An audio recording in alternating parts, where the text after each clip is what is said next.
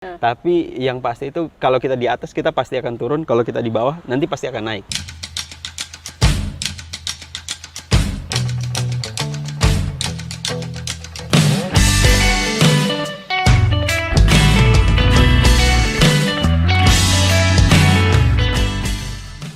Assalamualaikum warahmatullahi wabarakatuh. Hello guys, sekarang kita ada di acara Entrepreneur Talk, yaitu sebuah acara bincang-bincang tentang kewirausahaan. Nah, dengan saya Martini dan sekarang ada bersama saya Bang Reza. Halo Ya, Bang. halo semuanya. Halo Mbak. Sehat Bang? Alhamdulillah sehat walafiat. Oke, jadi sekarang kita akan ngomongin tentang kewirausahaan nih buat teman-teman yang ada di SMA UI dan semua viewers kita.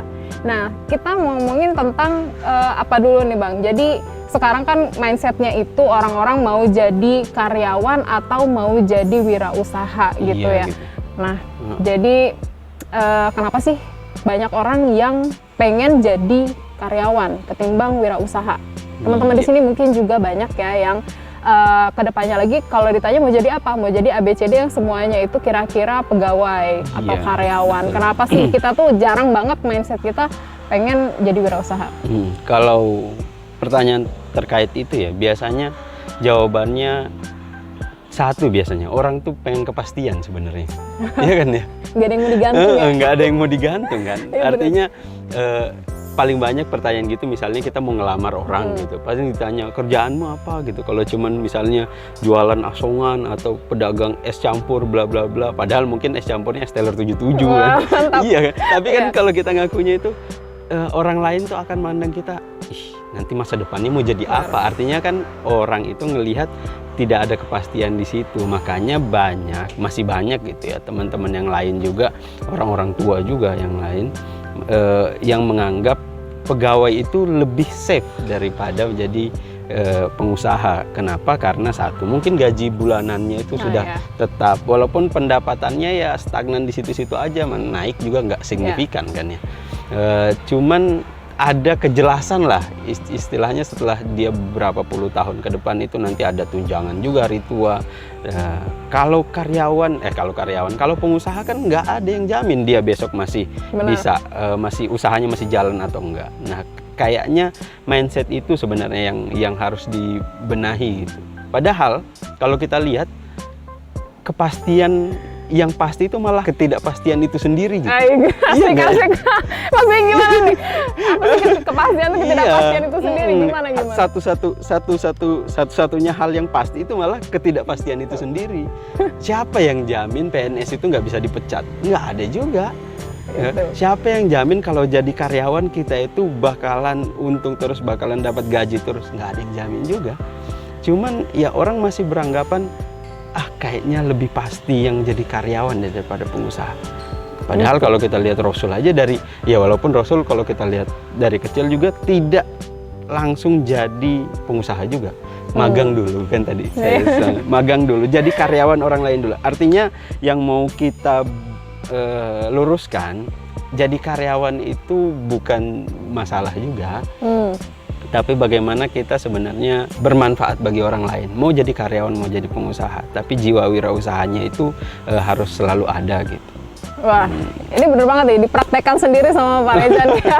Pak Reza ini by the way adalah seorang dosen ya, tapi juga mana nih Pak, side jobnya itu jadi wirausaha. Side jobnya sebenarnya jadi dosennya atau jadi wirausahanya nih? Dua-dua kan harus berimbang antara kita jadi wirausaha atau jadi karyawan itu harus berimbang. Kenapa? Karena kalau kita lihat definisi yang paling pas menurut saya, wirausaha itu adalah menciptakan sesuatu dari yang nggak ada menjadi ada gitu.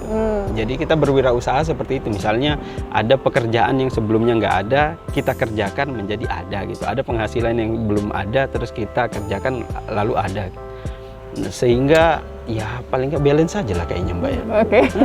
Jadi mau saya sama istri ya jualan juga cireng dan kawan-kawannya. Mbak juga salah satu customer saya kan.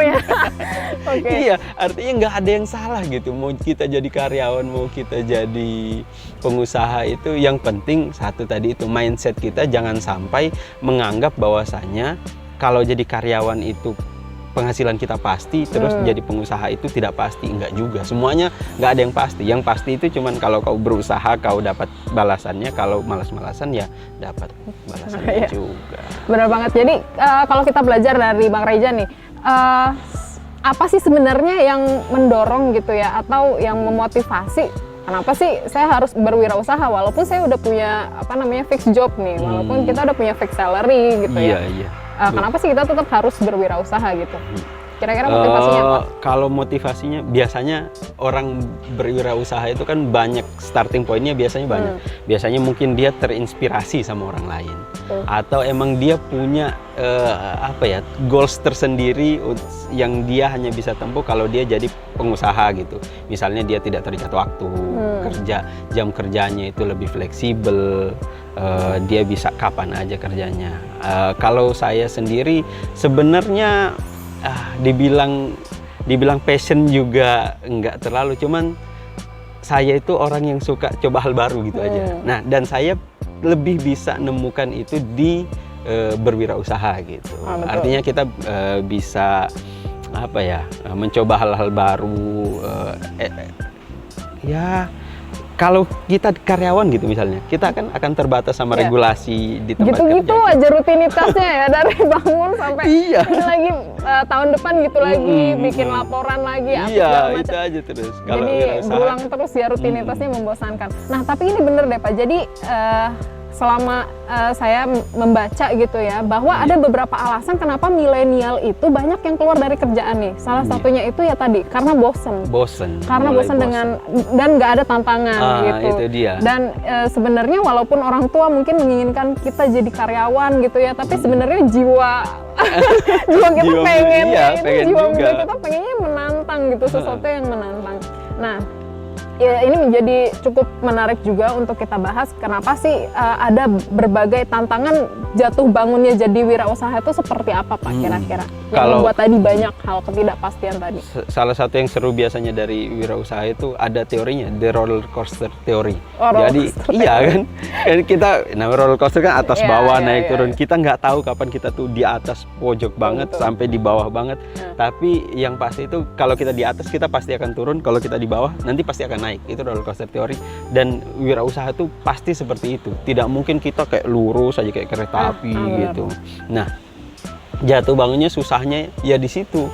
Biasanya orang-orang yang ingin termotivasi, yang starting pointnya itu termotivasi sama orang lain yang sudah sukses, mereka akan beranggapan kayaknya kalau saya lakukan A, saya akan berakhir B seperti dia. Padahal belum tentu nih. Bisa jadi dia A starting pointnya, terus dia finishnya di Z gitu.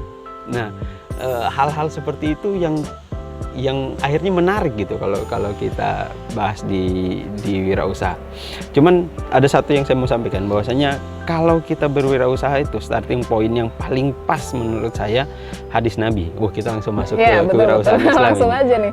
Khairun nas anfa'uhum linnas. Gitu. Artinya menciptakan lapangan kerja. Terus kalau kita berwirausaha gitu, kita lebih mungkin untuk menciptakan lapangan kerja bagi orang lain gitu. Bayangkan kalau kita punya bisnis yang sudah cukup besar gitu, sehingga kita butuh karyawan yang banyak, akhirnya kita kan bisa bermanfaat buat orang lain juga. Dan Nabi juga jangan sampai ada salah persepsi juga, misalnya kalau orang mau berwirausaha itu sehingga pendidikan itu tidak terlalu penting.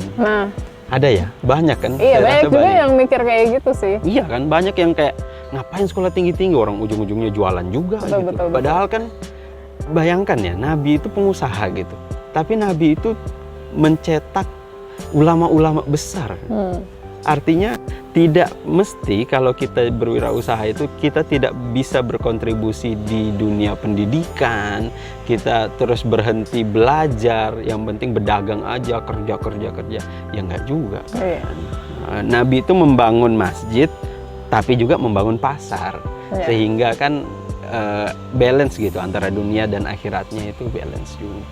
Betul Pak, jadi itu ya tadi kita langsung masuk aja ke tema tentang wirausaha Muslim atau wirausaha Islami gitu ya.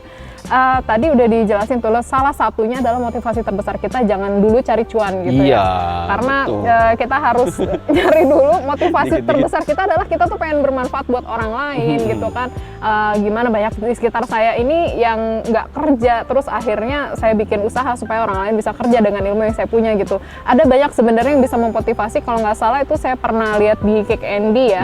Ada yang dia dari usaha perkebunan kelor kayak gitu, Oh, iya. dan itu terus banyak memperkerjakan masyarakat yang ada di sekitarnya. Itu sangat menginspirasi sebagai anak muda. Jadi jangan sampai kita tuh berpikir anak muda cuman ya udahlah kita orientasinya jadi karyawan aja gitu. Iya. Kita sekolah tinggi-tinggi S1, kemudian kita kalau bisa IPK-nya cukup untuk bisa melamar kerjaan gitu ya. Kalau gimana kalau apa yang sudah kita terima di bangku sekolah, bangku kuliah itu kemudian kita aplikasikan untuk jadi wirausaha gitu.